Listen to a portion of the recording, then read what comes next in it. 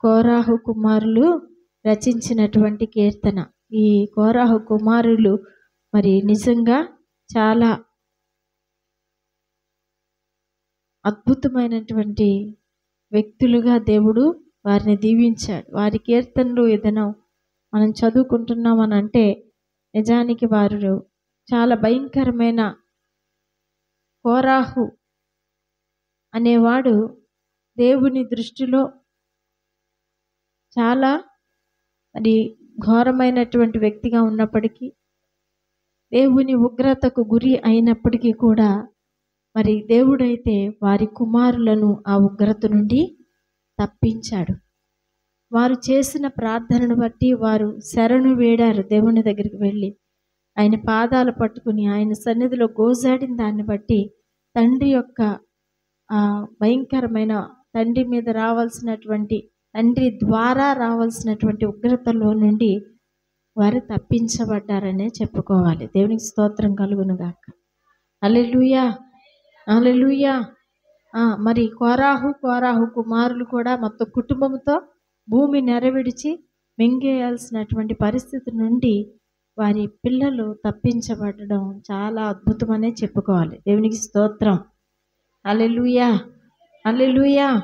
ఇక్కడ మరి మనం చూసినట్లయితే వారు రచించినటువంటి కీర్తన భాగంలో కొన్ని సంగతులు మనకు తెలియజేస్తున్నారు. ఏంటి అని అంటే, యెహోవా నాకు రక్షణకర్తవగు దేవా, రాత్రివేళ నేను నీ సన్నిధిని మొర్రపెట్టిన నాడు నా ప్రార్థన నీ సన్నిధిని చేరునుగాక. నా మొర్రకు చెవియొక్కము, నేను ఆపదలతో నిండి ఉన్నాను. దేవునికి స్తోత్రం కలుగునుగాక. ఈ కీర్తన వారు ఆపదలో ఉన్నప్పుడు మరి రచించి దేవుని సన్నిధిలో పాడినటువంటి కీర్తన ఇది. ఇక్కడ మరి మనం చూసినట్లయితే దేవుడు రక్షణకర్తగా ఉన్నాడు అనేది కోరాహు కుమారులు గమనించారు. వాళ్ళు దాన్ని గ్రహించగలిగారు. దేవునికి స్తోత్రం కలుగునుగాక. దేవుడు రక్షణకర్తగా ఉన్నాడు. రక్షణకు కర్త. రక్షణ అంటే ఏంటి? రక్షణ అంటే ఏంటండి? రక్షక భటులు అంటే ఎవరు? రక్షక భటులు అంటే రక్షించేవారు అంటే ఇప్పుడు పోలీసులు అంటాం కదా, వాళ్ళని తెలుగులో ఏమంటారు? పోలీసులు అంటే తెలుగులో రక్షక భటులు. రక్షక భటులు అంటే రక్షక భటులు వాళ్ళు నియమించబడ్డారు. వాళ్ళు రక్షించడం వాళ్ళ పని. దేని నుండి రక్షిస్తారు? ఎలా రక్షిస్తారు? ఏం చేస్తారు అంటే మరి బయట సమాజంలో జరుగుతున్నటువంటి దొంగల బారి నుండి రక్షిస్తారు కదా. ఇంకా దొంగల బారి అంటే అదే కదా, దొంగల బారి నుండి రక్షిస్తారు. ఎక్కడైనా గొడవలు అవుతున్నా, అల్లర్లు అవుతున్నా మరి అక్కడికి వాళ్ళు వస్తారు. ఎవరైనా హత్య చేసినా వాళ్ళని వారు పట్టుకుంటారు. ఎవరైతే కొట్టబడుతున్నారో వారిని రక్షిస్తారు. హింస పడుతున్న వారిని వచ్చి వాళ్ళు ఆపుతారు. అది అయితే ఇప్పుడు లోకంలో ఉన్నటువంటి పోలీస్ శాఖ వారు ఎంతవరకు వాళ్ళు రక్షించగలరంటే మన శరీరాన్ని కొన్ని ఇబ్బందులు పడకుండా రక్షించగలరు. దేవునికి స్తోత్రం కలుగునుగాక. మన శరీరానికి గాయాలు తగలకుండా, దెబ్బలు తగలకుండా, ఒకవేళ రక్షణ చంపివేయబడకుండా, ఇతరుల ద్వారా హింసించబడకుండా వారి పరిధిలో వారు సహాయం చేస్తూ రక్షక సహాయాన్ని అందిస్తూ ఉంటారు. దేవునికి స్తోత్రం కలుగునుగాక. అయితే ఇప్పుడు పోలీస్ శాఖ వారు లేకపోతే రక్షక భటులు అనేవాళ్ళు మన దేహం వరకే, ఈ లోకం వరకే మనలను రక్షించగలరు. దేవునికి స్తోత్రం. కానీ ప్రభు అయిన యేసు క్రీస్తు మనలను శరీర ప్రాణాత్మలను రక్షించగలడు. మన శరీరాన్ని, ప్రాణాన్ని, ఆత్మను కూడా ఆయన రక్షించగలడు. దేవునికి స్తోత్రం కలుగునుగాక. ఇక్కడున్న రక్షక భటులు కొంతవరకు మన శరీరాన్ని కాపాడగలిగి ఉండొచ్చు, లేకపోతే మన ప్రాణాన్ని కొన్నిసార్లు వాళ్ళు కాపాడగలవచ్చు. కానీ ఆత్మను కాపాడగలిగినటువంటి శక్తి ఈ భూమి మీద ఎవ్వరికీ ఉందా అండి? భూమి మీద ఎవ్వరికీ ఆత్మను కాపాడే శక్తి లేదు. దేవునికి స్తోత్రం కలుగునుగాక. ఆత్మను రక్షించే శక్తి ఎవరికి లేదు. అది ఎవరికి ఉందంటే రక్షణ కర్త, రక్షణకే కర్త. ఆయనే రక్షణని సృష్టించిన వాడు, ఆ రక్షణకి కర్తగా ఉన్నవాడు గనక ఆయనకు మాత్రమే ఆత్మని కూడా రక్షించగలిగిన శక్తి ఉంది. దేవునికి స్తోత్రం కలుగునుగాక. అయితే ఇప్పుడు ఆత్మను రక్షించకపోతే ఏంటి, లేకపోతే ఈ శరీర ప్రాణాన్ని రక్షిస్తే ఏం ప్రయోజనం, ఆత్మను రక్షిస్తే ఏం ప్రయోజనం అనేది మనం చూసుకుంటే, మన శరీర ప్రాణాన్ని రక్షించకపోతే ఇక్కడ నష్టం. ఎక్కడ? ఈ భూమి మీద ఉన్నంత వరకు మనకి కొంచెం నష్టం కలుగుతుంది. ఏంటి అని అంటే, మరి శరీరం ప్రాణం రక్షించబడకపోతే ఒక 70 ఏళ్ళు అనుకున్నాం, లేకపోతే 80 ఏళ్ళు అనుకున్నాం మన ఆయుష్కాలం, అంతకాలం బ్రతకలేకపోతే అయ్యో చనిపోతాం, చనిపోతే కొంత జీవితాన్ని మనం కోల్పోయాం అనుకుంటాం, మన శరీరాన్ని కానీ ప్రాణాన్ని కానీ రక్షించకపోతే. అయితే ఆత్మ రక్షించబడకపోతే ఏంటి పరిస్థితి? ఆత్మ రక్షించబడకపోతే ఏంటి పరిస్థితి అని అంటే, 70-80 సంవత్సరాలు కాదు, ఎన్ని సంవత్సరాలండి? యుగ యుగాలు నరకంలో కాలిపోవాలి. దేవునికి స్తోత్రం కలుగును గాక. యుగ యుగాలు 70 సంవత్సరాలు కాదు, 100 సంవత్సరాలు కాదు, 1000 సంవత్సరాలు కాదండి, 1000 సంవత్సరాలు కూడా కాదు, యుగ యుగాలు ఆ నరక అగ్నిలో కాలిపోవాలి. దేవునికి స్తోత్రం కలుగును గాక. అందుకే ఆయన లోక రక్షకుడుగా ఈ లోకానికి వచ్చాడు. ఎలా వచ్చాడండి? లోక రక్షకుడుగా ఈ లోకానికి వచ్చాడు. ఆ రక్షణని మన శరీర ప్రాణాత్మలకు ఆయన ఇచ్చి ఈ భయంకరమైన అగ్ని, ఆరని, పురుగు చావని ఆ భయంకరమైన నరకంలోనికి మనం వెళ్ళిపోకుండా మన ఆత్మలకు రక్షణను అందించడానికి ఆయన ఈ లోకానికి వచ్చేసాడు. దేవునికి స్తోత్రం కలుగును గాక. హల్లెలూయా. ఈ లోకానికి వచ్చినటువంటి ఆయన ఏం చేశాడనంటే, ఈ లోకంలో చాలా ఏదో లగ్జరీలు అనుభవించడానికి ఆయన రాలేదు, కానీ ఆయన ఏం చేయటానికి వచ్చాడంటే, ఏమండి, ఈ లోక పాపములను మోసుకొని పోవడానికి వచ్చాడు. ఈ లోక పాపములను మోసుకొని పోవు గొర్రె పిల్లగా వచ్చాడు. దేవునికి స్తోత్రం కలుగును గాక. అలా వచ్చి ఏం చేస్తాడంటే, ఈ లోకములో పాపాన్ని హరించాలని, పాపానికి ప్రాయశ్చిత్తం చేయబడాలని కోడి రక్తము చేత కానీ మేక రక్తము చేత కానీ ఆ పాపం పోవట్లేదు అంటే ఏంటి అని అంటే, ఆ కోడి రక్తం చేత కానీ మేక రక్తం చేత కానీ ఇంకా ఏ రక్తం చేతన్నా పాపానికి బలులు అర్పించేవారు పాత నిబంధన కాలంలో. ఎవరి స్తోమతను బట్టి వాళ్ళు, కొంతమంది పావురాన్ని తెచ్చి ఇచ్చేవాళ్ళు, కొంతమంది మేకల్ని, కొంతమంది దూడల్ని, కొంతమంది రకరకాలైన పొట్టేళ్లను, అంటే వారి స్తోమతను బట్టి. ఎక్కువ ఉన్న వాళ్ళు పెద్దవాటిని, తక్కువ స్తోమత కలిగిన వాళ్ళు చిన్న వాటిని ఇచ్చి వారి పాపాన్ని, ఏదైనా పాపం చేస్తామనిపిస్తే వెంటనే యాజకుడి దగ్గరికి వెళ్ళి ఒక బలి పశువుని కానీ బలి పక్షిని కానీ ఏదైనా తీసుకొచ్చి బలిగా అర్పించి వారి పాపం అక్కడితో కడుక్కునేవాళ్ళు. దేవునికి స్తోత్రం కలుగును గాక. హల్లెలూయా. అది ఏమవుతుందంటే రాను అదేమైపోతుందంటే, పాపం కూడా ఒక అలవాటుగా మారిపోయింది. పాపం చేయడం, బలి అర్పించడం, మళ్ళీ వెళ్ళి పాపం చేయడం, బలి అర్పించేయడం, నా పాపం పోయిందని కూడా మళ్ళీ వెళ్ళి పాపం చేయడం, ఇలా అవుతుంది. కానీ పాపానికి ప్రాయశ్చిత్తం అనేది సంపూర్ణంగా జరగట్లేదు, శాశ్వతమైన పరిష్కారం కనబడలేదు. అప్పుడు ఏం చేశాడంటే, లోక రక్షకుడుగా ఆ పాపాలకు ప్రాయశ్చిత్తంగా దేని రక్తం, ఏ జంతువుల రక్తం, ఏ పశువుల రక్తం కాదు, కానీ దేవుడే మానవుడై ఈ లోకానికి వచ్చి ఆయన యొక్క పరిశుద్ధ రక్తాన్ని భూమి మీద చిందించాలి అనేటటువంటి ఉద్దేశంతో యేసుక్రీస్తు ప్రభులు వారు ఈ లోకానికి వచ్చి తన యొక్క పరిశుద్ధ రక్తాన్ని భూమి మీద కార్చాడండి. దేవునికి స్తోత్రం కలుగును గాక. హల్లెలూయా. 1 తక్కువ 40 కొరడా దెబ్బలను అనుభవించి నిలువెల్లా నలిగిపోయి ఆయన మన పాపములను ఆయన తన మీద వేసుకున్నాడు.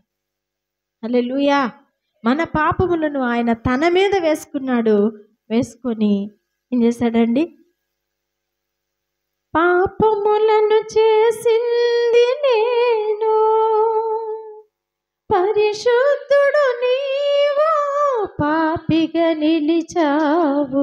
పాపములను చేసింది నేను, పరిశుద్ధుడు నీవు, పాపిగా నిలిచావు.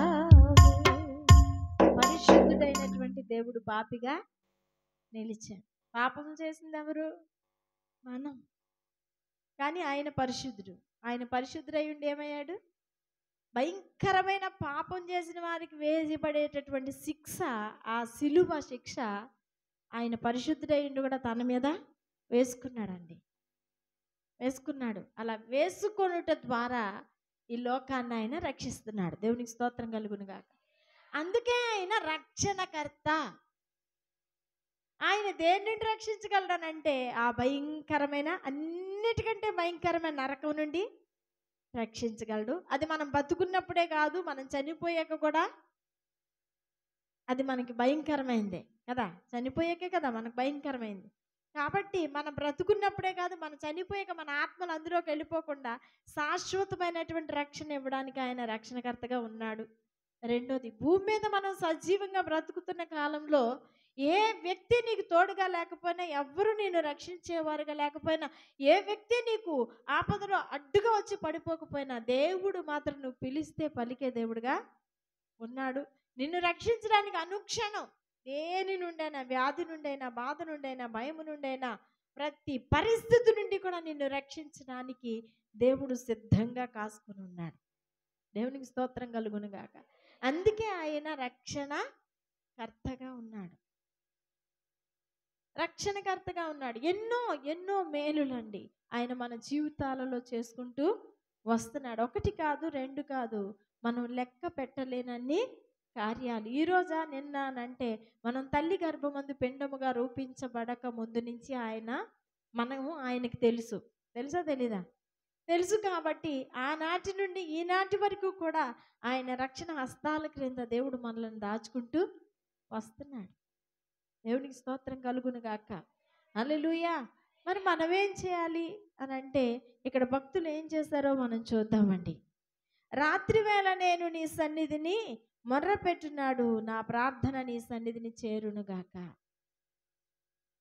భక్తులండి రాత్రి వేళ దేవునికి మొర్రపెట్టేవారిగా ఉన్నారంట. దేవునికి స్తోత్రం. రాత్రి వేళ దేవునికి మొర్రపెట్టే అలవాటు మనకి కూడా ఉండాలి. భక్తులు రాత్రి వేళ మొరపెట్టారు. భక్తులే కాదండి, యేసుక్రీస్తు ప్రభు కూడా ఏం చేసేవారండి? రాత్రంతా ప్రార్థన చేసేవారు, పగలంతా పరిచర్య చేసేవారు. దేవునికి స్తోత్రం కలుగును గాక. రాత్రి కాలపు ప్రార్థన పగటి నీ పనులకు తోడుగా ఉంటుందన్నమాట. కనుక మనం రాత్రికాల సమయాలలో ప్రార్థన చేసేవారిగా ఉండాలి. ఇప్పుడు మనం రాత్రికాల సమయాల్లో ప్రార్థన చేస్తున్నాం, మందిరంలో చేస్తున్నామా లేదా? చేస్తున్నాం. రాత్రి అంతా మందిరంలోనే ఉండడం జరుగుతుంది. కొంతమంది వస్తున్నారు, ఆ 9-10 గంటల వరకు ఉండి వారి ప్రార్థనలో నుంచి వాళ్ళు వెళ్ళడం జరుగుతూ ఉంది. దేవునికి స్తోత్రం కలుగును గాక. పోయిన వారం రాలేని వాళ్ళకి తెలీదు, నేను పోయిన వారం అనౌన్స్ చేశాను. ఈరోజు 6వ రోజా, 5, 6? Thank you lord. హల్లెలూయా. 5వ రోజు ఇదేనో మరి జరుగుతూ ఉంది. మరి దీని కొరకు అంటే రాత్రికాల సమయంలో, పగలు కూడా మనం పెట్టుకోవచ్చు ఈ ప్రార్థనలో, ఎప్పుడైనా మనం పెట్టుకోవచ్చు. ప్రభు ఈ టైంలో అయితే నేను డోర్ తీస్తాను, ఈ టైంలో అయితే డోర్స్ క్లోజ్, ఈ టైంలో అయితే మేము తలుపులు తీయబడవు, మీ ప్రార్థనకి ఇన్ని గంటల నుండి ఇన్ని గంటల వరకు టైం ఉంది, 9 to 6 లేకపోతే 10 to 12 ఇలాగ. ఏది టైమింగ్స్ ఏం లేవు మనకి, ఉన్నాయా? లేవు. దేవునికి టైమింగ్స్ ఏం పెట్టలేదు ఆయన మనకి. ఎనీ టైం అన్నాడు. ఏమన్నాడు? ఎనీ టైం అన్నాడు, ఎల్లప్పుడూ అన్నాడు భక్తుడు.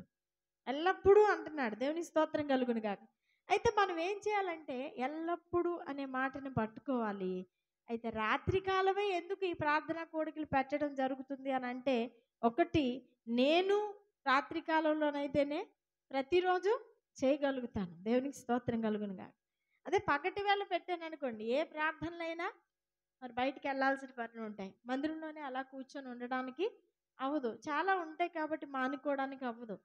అయితే మీరు అనొచ్చు, అవి కూడా ప్రార్థనలే కదండి, మీరు ఎక్కడికి వెళ్ళినా, మీరు ఫాస్టింగ్ ఉండి ఎక్కడికి వెళ్ళినా అవి కూడా ప్రార్థనలే కదా అని అంటే, ఆ ప్రార్థనలు వేరు, ఈ ప్రార్థన వేరు. దేవునికి స్తోత్రం కలుగును గాక. హల్లెలూయా. ఆ ప్రార్థనలు అందరితో కలిపి మనం చేస్తాం. ఈ ప్రార్థనలు ప్రత్యేకంగా ప్రభు సన్నిధిలో ప్రత్యేకంగా ఆయన పాదాలు పట్టుకొని పెనుగులాడతామండి. దీనికొక ఆ, ప్రత్యేకత ఉంటుంది. ఇది దేవుని పాదాలు పట్టుకొని ఆయనతో సహవాసం చేయటానికి ఏర్పాటు చేయబడినటువంటి సమయం. దేవునికి స్తోత్రం, హల్లెలూయా. కనుక మరి అందరూ కూడా ఆ ప్రార్థనలో హాజరవ్వడానికి, రావడానికి మీ అనుకూలతను బట్టి ప్రయత్నం చేయండి. ఖచ్చితంగా రాగలిగితే నేను అంటాను, ఖచ్చితంగా ఆ సమయం దేవుడు మీకు రెట్టింపు దీవెనలతో నింపుతాడు. ఎందుకంటే ఇవి ప్రతిష్ఠిత దినాలు, నియామక దినాలు.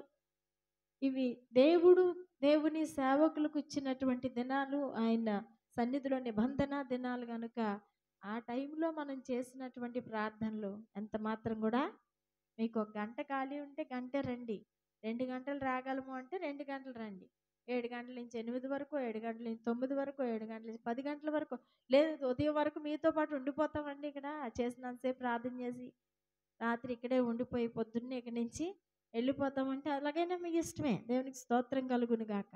ఎలాగైనా చేయండి, కానీ ఏకీభవించండి.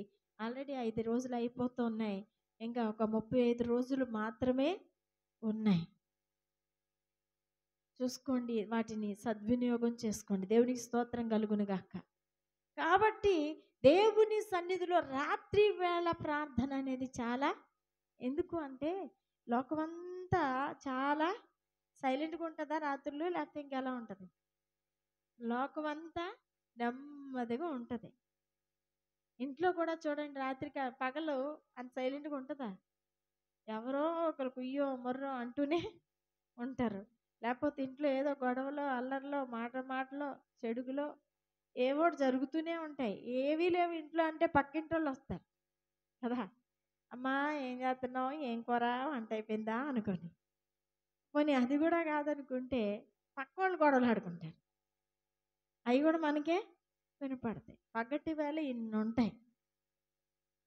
ఇవన్నీ కాక పగటి వేళ ప్రయాణాలు ఉంటాయి. ఉండవా?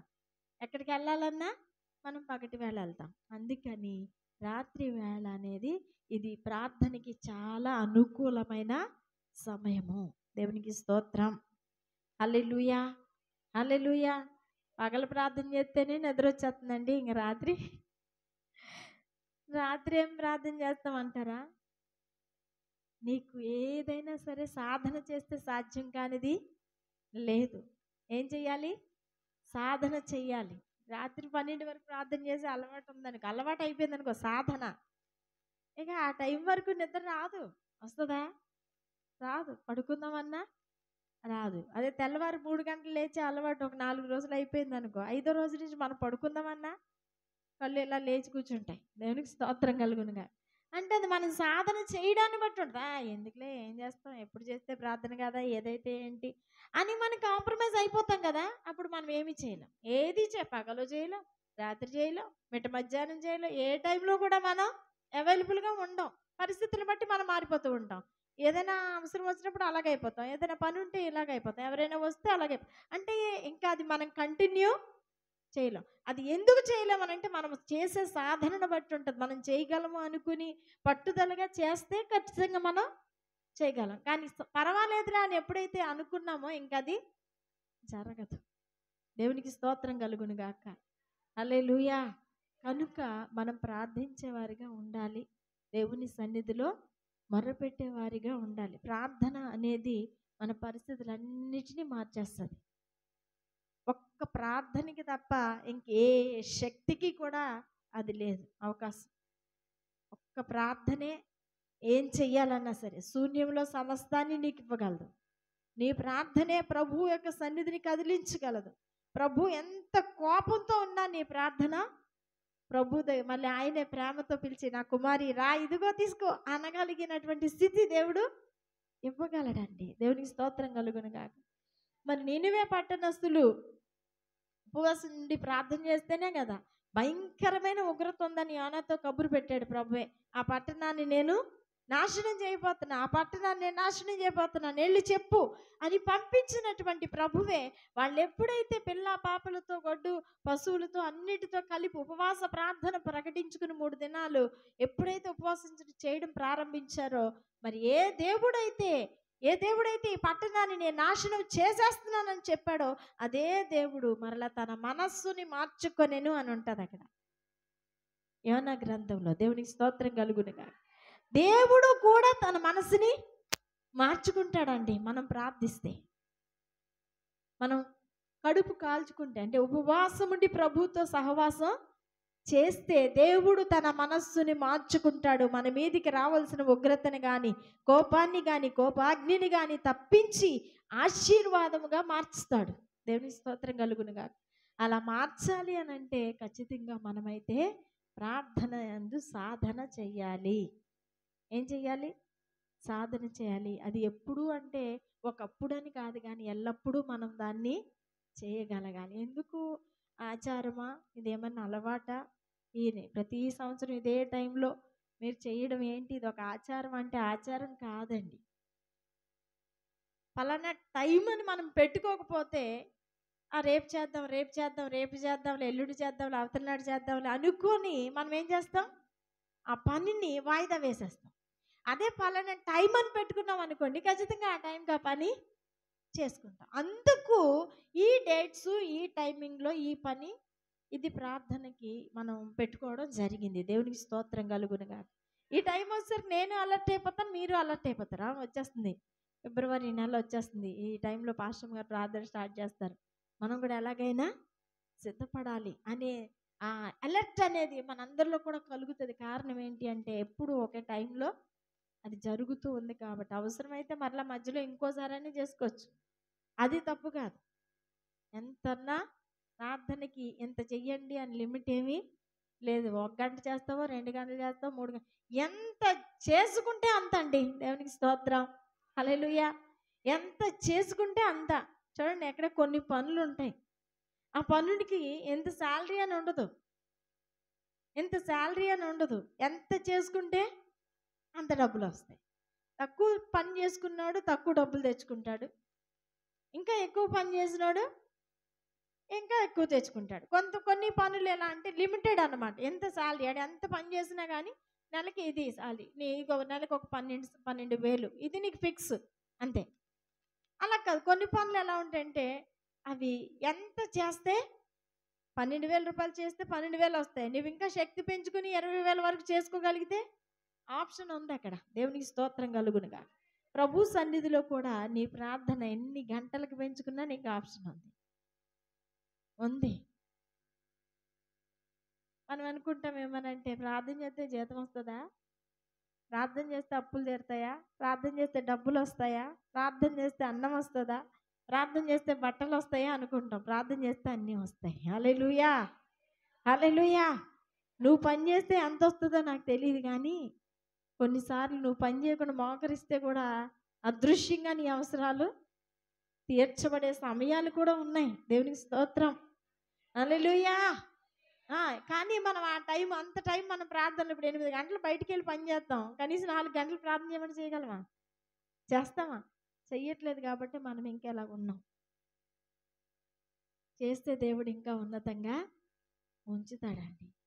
భారం అంతా ఆయన మీద వేసి ఆయన సన్నిధిలో మనం గడిపితే మనల్ని ఇంకా దీవెనకరంగా ఆయన చేస్తాడు. దేవుడికి స్తోత్రం కలుగునుగాక. హల్లెలూయా, హల్లెలూయా. రాత్రి వేళ నేను నీ సన్నిధిని మొర్రపెట్టినాడు, నా ప్రార్థన నీ సన్నిధిని చేరునుగాక. నా మొర్రకు చెవియొగ్గి నేను ఆపదలతో నిండి ఉన్నాను. నీవు ఆపదలతో నిండి ఉన్నప్పుడు నువ్వు చేయాల్సిన పని ఏంటి? ఏం చేయాలండి? దేవుని సన్నిధిలో మోకరించి కళ్ళు మూసి, అయ్యా నేను ఆపదలతో నిండిపోయాను, నా చుట్టూరా చీకటి అంటున్నాడు. అక్కడ భక్తుడు ఏమంటున్నాడు? నా చుట్టూరా చీకటి ఉందయ్యా, అంధకారంలో నేను పయనిస్తున్నానయ్యా, ఆ పరిస్థితులన్నిటిలో నుండి నన్ను నువ్వు విడిపించుమయ్యా అని చెప్పి ఆయన సన్నిధిలో మనం ఆయనకి మొరపెట్టామనుకోండి,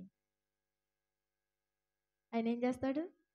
పరలోక నిధిని తెరుస్తాడట. దేవునికి స్తోత్రం కలుగునుగాక. హల్లెలూయా. హల్లెలూయా. ఈ ప్రార్థన చేయడానికి కొంతమంది వారి జీవితాలను 18 గంటలు ప్రార్థన చేసిన వాళ్ళు కూడా ఉన్నారు రోజుకి. రోజుకి ఎన్ని గంటలు? 24 గంటలు కదా. 18 గంటలు ప్రార్థన పోతే ఇంకెన్ని గంటలు ఉంటాయి?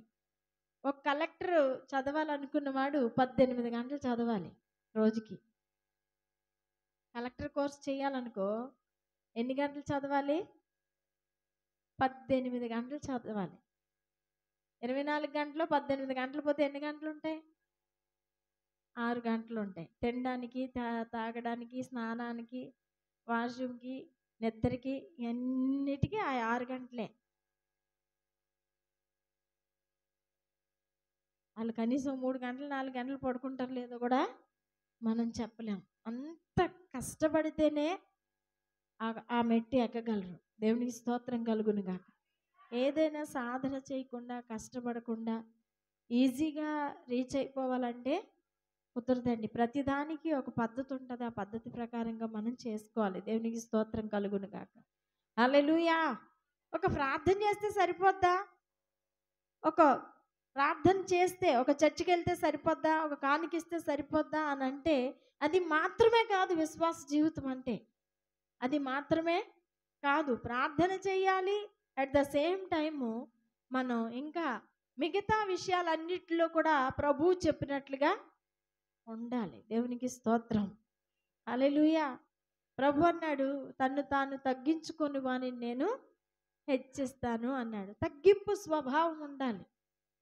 తగ్గింపు స్వభావం ఉండాలి. ఎదుటి వారిని ఓర్చుకునే సహనం ఉండాలి. సహనం ఉండాలి. ఓర్చుకునే మనసు ఉండాలి. అలాగే ప్రేమించే మనసు ఉండాలి. అలాగే క్షమించే మనసు ఉండాలి. ఇవన్నీ కూడా మరి దేవునికి మనలో ఆయన చూస్తూ వెతుకుతున్న లక్షణాలు ఇవి. ఇవి మిస్ అయిపోయాం అనుకోండి, మనం ఎంత ప్రార్థన చేసినా. మనం బయటికి వెళ్తే ఒక కనీసం ఎవడైనా కష్టంలో ఉన్నాడంటే ఇంత పిస జాలి వేయట్లేదు అనుకో, మనకి మిస్ అయిపోతుందంటే ఇంకా అది మనం ఎంత ప్రార్థన చేస్తే ప్రయోజనం ఏముంది? ఆయన చిత్తాన్ని భూమి మీద నెరవేర్చట్లేదు కదా. మనం ఎదుటివాడిని క్షమించలేకపోతున్నాం అనుకో, అంటే లోపల ఏముంది? మనకి ద్వేషంతో నిండిపోయి ఉన్నాం. మనం పగతో రగిలిపోతూ ఉన్నాం. ఈ పగతో ద్వేషంతో రగిలిపోతూ ఉంటే యేసయ్య స్వభావం అలాంటిది కాదు కదండి. అలాంటిదా?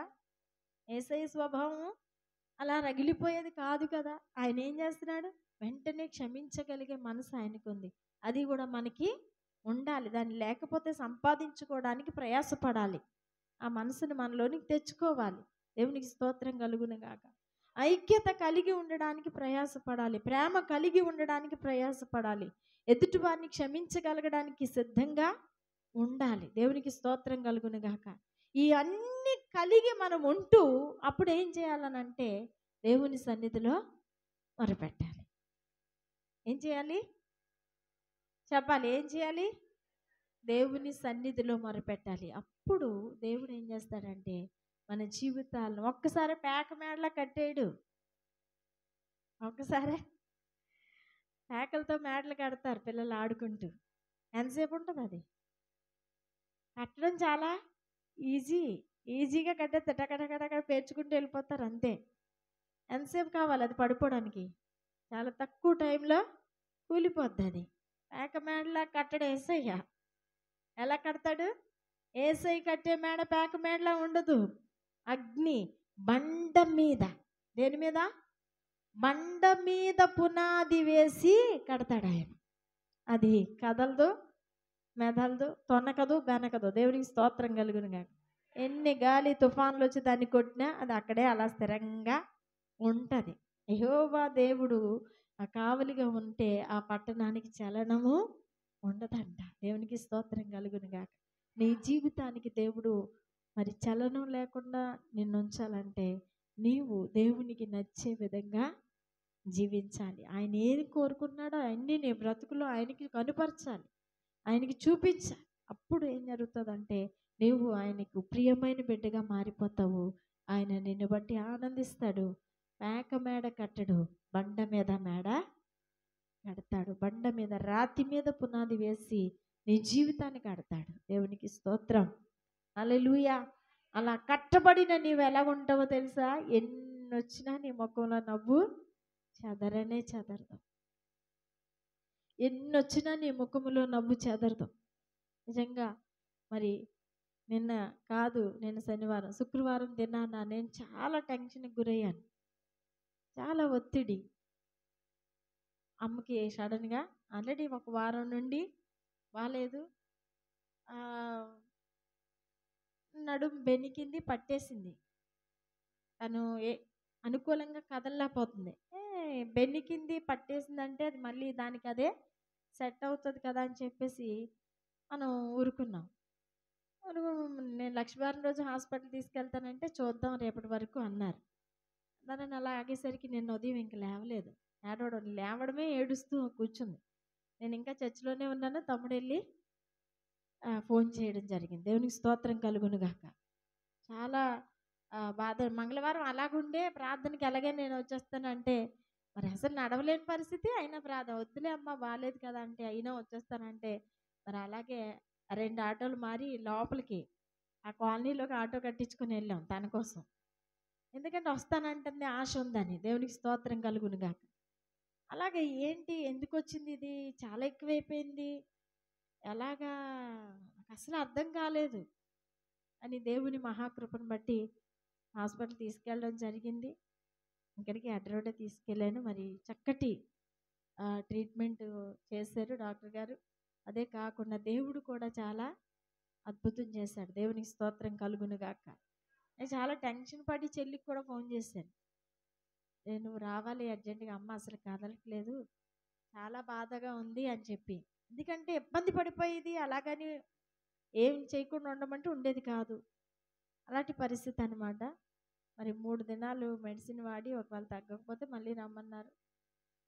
ఒక పక్క అక్కడ చూస్తే కరుణమ్మ గారు, ఆవిడ పరిస్థితి కూడా ఆ రోజుకి చాలా క్రిటికల్‌గానే ఉంది. మరి నిన్నటి దినాన వెళ్ళి చూసి రావడం జరిగింది. మీరందరూ ప్రార్థన చేస్తున్నారు తన కోసం కూడా. ఆమె కూడా ఇప్పుడు నిన్నటి దినాన మనం వెళ్ళినప్పటికీ దేవుడి దయ వల్ల దేవుడు చాలా వరకు సహాయం చేశారు. ఇంకా సహాయం చేసి త్వరగా ఆక్సిజన్ ఇవన్నీ కూడా తీసేసి చక్కగా ఇంటికి వచ్చేలాగా మీ ప్రార్థనలో కంటిన్యూ చేయండి. దేవుడు అన్యాయస్తుడు కాదు. మనం ప్రార్థన చేస్తే మన ప్రార్థన కాలుతో తన్నుకొని వెళ్ళిపోయేవాడు కాదండి. ఆగిపోతాడండి. ఆయన కన్నీరు కార్చామనుకోండి, మనకి ఏడుపు వచ్చిందనుకో, మనకు దుఃఖం వచ్చిందనుకో, బాధ వచ్చిందనుకో, మనం అలా మోకరించి ఏడుస్తుంటే అక్కడ నిలిచిపోతాడు ఆయన. ఏడ్చుకుంటే ఏడ్చుకోనీలే, వాళ్ళ బాధల కోసం ఆడు ఏడ్చుకుంటే నాకేంటని దాటి వెళ్ళిపోలేడు ఆయన. ఆయన వెళ్ళిపోయే దేవుడు కాదండి. మన దగ్గర నిలిచిపోతాడు, ఆగిపోతాడు, మన బాధను చూస్తాడు, మనం పెట్టే మొర్ర వింటాడు. విని ఏం చేస్తాడంటే మనకి సహాయం చేస్తాడు. దేవునికి స్తోత్రం కలుగును గాక. హల్లెలూయా. ఎన్నో మేలులు, ఎంతో గొప్ప కార్యాన్ని ప్రభు జరిగిస్తూ ఉన్నాడు. ఎంతైనా చేయగలడు. ఆయన ఏం చేసినా దానికి మనమైతే ఎప్పుడు రెడీగానే ఉండాలి. మంచి చేసినా, కొన్నిసార్లు పరీక్షించిన, మనం ప్రయాసపడేటట్టు చేసిన, మనం వేదన పడే పరిస్థితులు మన మీదకి పంపించినా కూడా అన్నిటికీ మనం ఎప్పుడు కూడా అలర్ట్గా రెడీగా ఉండాలి. అలాగున్నప్పుడే మనం ప్రభు బిడ్డలం అనిపించుకుంటాం. ఆయన శ్రమల్లో పాలు లేకపోతే మనం ఆయన పిల్లలం ఎలాగవుతామండి? అవుతామా? అవ్వం అసలు. కాబట్టి ఆయన పిల్లలుగా మనం ఉండాలంటే ఆయన శ్రమలలో మనం పాలివారిగా పాలిభాగస్తులుగా ఉండాలి. ఈ దినాలలో మన లోకంలో చాలామంది ఇవి శ్రమల కాలం అని చెప్పి చాలామంది ప్రార్థనలు సంఘాలలో జరుగుతూ ఉన్నాయి. లెంట్ డేస్ అని. దేవునికి స్తోత్రం కలుగును గాక. హల్లెలూయా. మనం ప్రతిష్ఠిత ప్రార్థనలు చేసుకుంటాం కానీ ఇది లెంట్ డేస్ అని చెప్పి చాలా సంఘాలలో చాలా మంది ఈ ప్రార్థనలు కూడా జరిగిస్తూ ఉన్నారు. దేవునికి స్తోత్రం కలుగును గాక. హల్లెలూయా. ఎవరి కోసం ఇవన్నీ అనంటే మన కోసమే ఆయన అనుభవించాడు కాబట్టి మనకున్న ఈ కొద్ది జీవితం ఆయన కోసం జీవిద్దాం. లోకాన్ని ఆయన కోసం మనం సంపాదిద్దాం. హల్లెలూయా. హల్లెలూయా. లేచి నిలబడదామా? లేచి నిలబడితే దేవునికి స్తుతి ఆరాధన చేసుకుందాము. దేవునికి స్తుతి ఆరాధన చేసుకుని దేవుని నామాన్ని మహింపరుద్దాం. ఒక